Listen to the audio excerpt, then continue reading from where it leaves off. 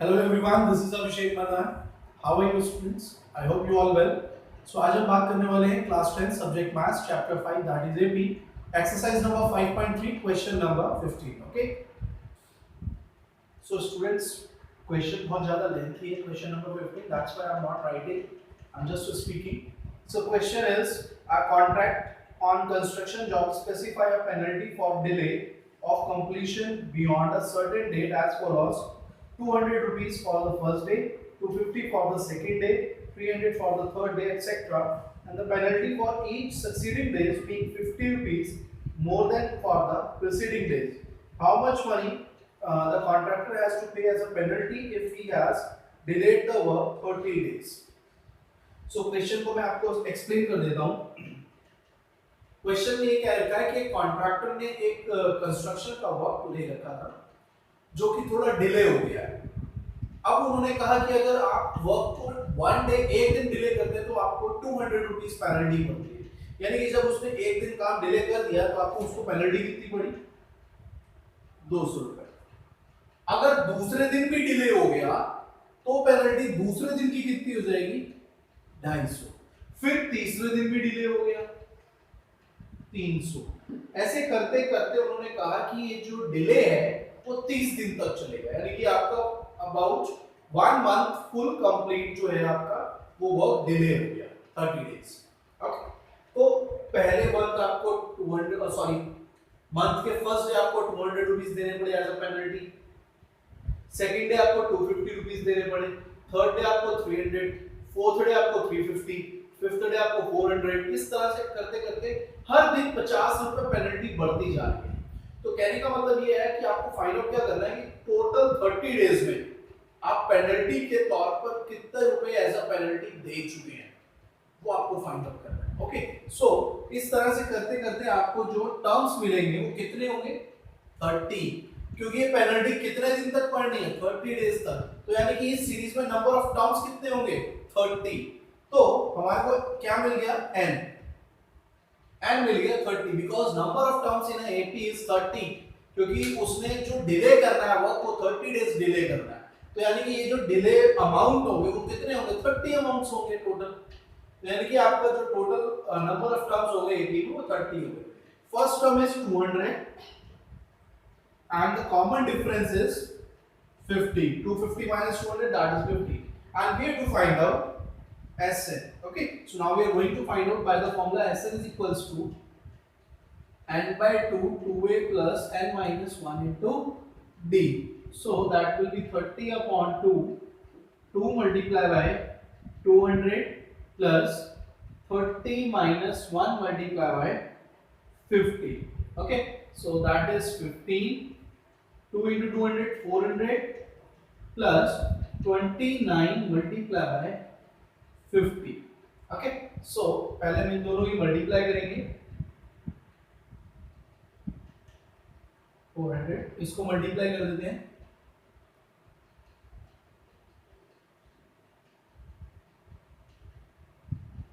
ये आ गया 1450. अब इन दोनों को प्लस कर देंगे. ये आपका आ जाएगा 1850. ओके. सो इन दोनों की मल्टीप्लाई करके चेक कर लेते हैं what is the answer. So 185 multiply by 15. 5 5 is 25. 2 carry. 5 8 is 42. 5 1 is 5 and 4 9.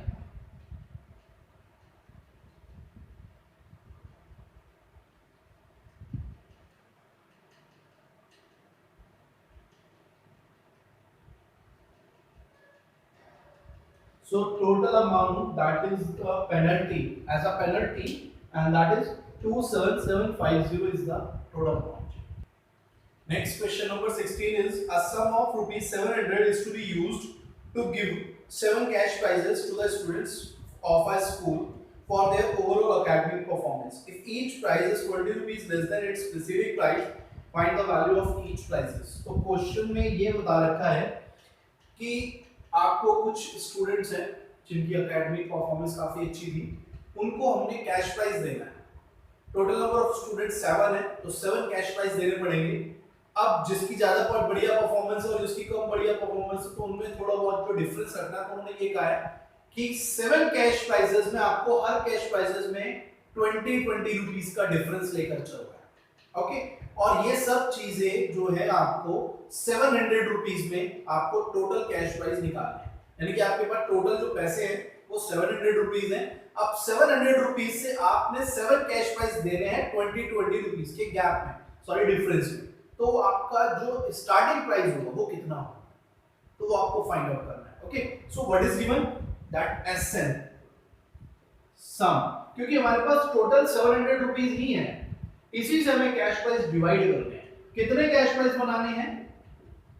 7, यानी कि number of towns in AP is 7। Okay, now अब जो एपी है वो तो पता नहीं है, वही तो हमने फाइंड आउट करना है, तो हम पहले लेट कर लेते हैं।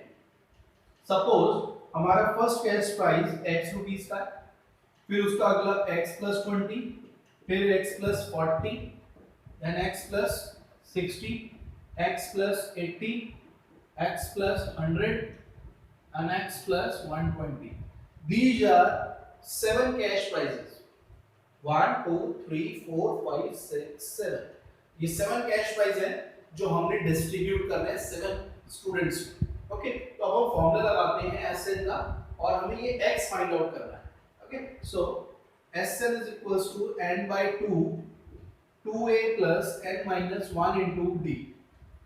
Sn is 700 given, n is 7 by 2, 2 into x plus n की वैल्यू 7 minus 1 into d की वैल्यू 20 रुपीस। सो ये 2 इधर चला जाएगा, 7 से डिवाइड कर देंगे, विल गेट 200, क्योंकि 7 multiply by 2, 700 multiply by 2, 1400 divided by 7, that is 200. Okay, so remaining is 2x plus 7 minus 1, 6 into 20. Okay, so 200 equal 2x plus 120 इधर आके माइनस हो जाएगा, remaining is 80 is equals to 2x and x is equals to 40।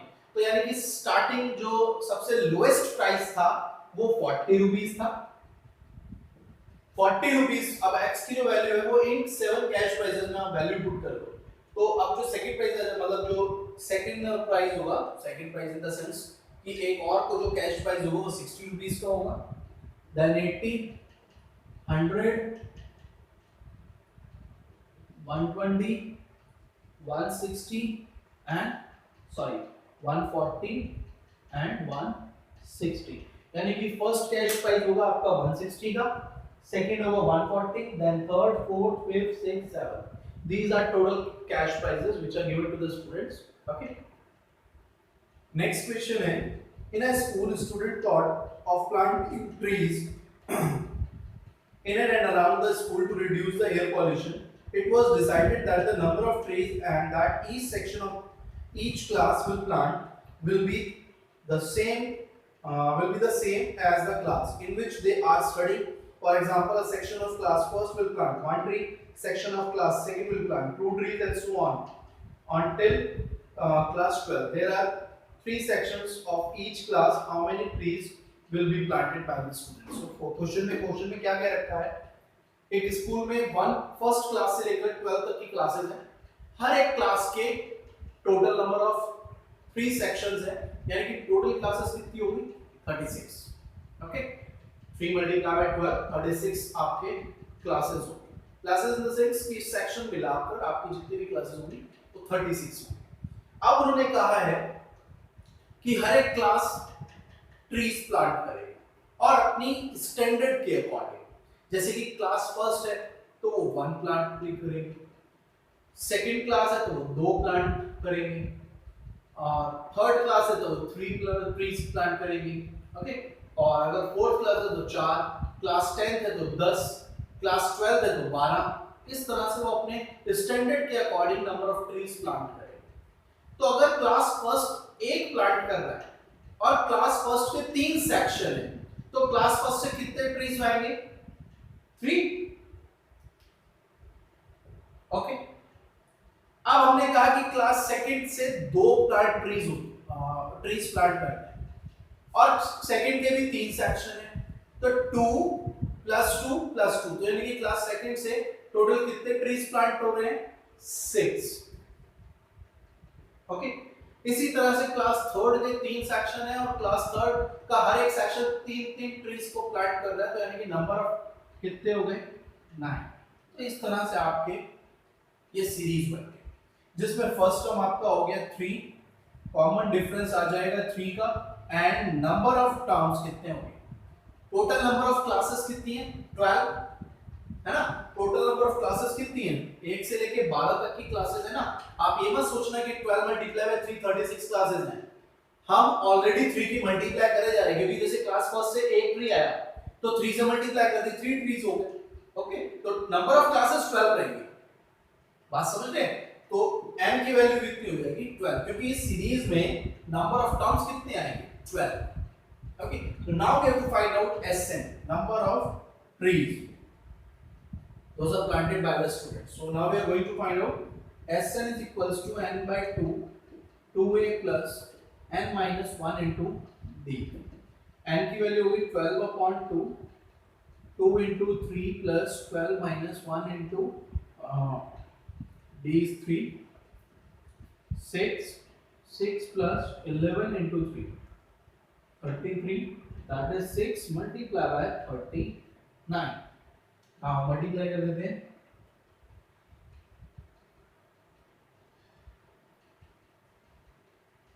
so total number of trees 234 will be planted by this student।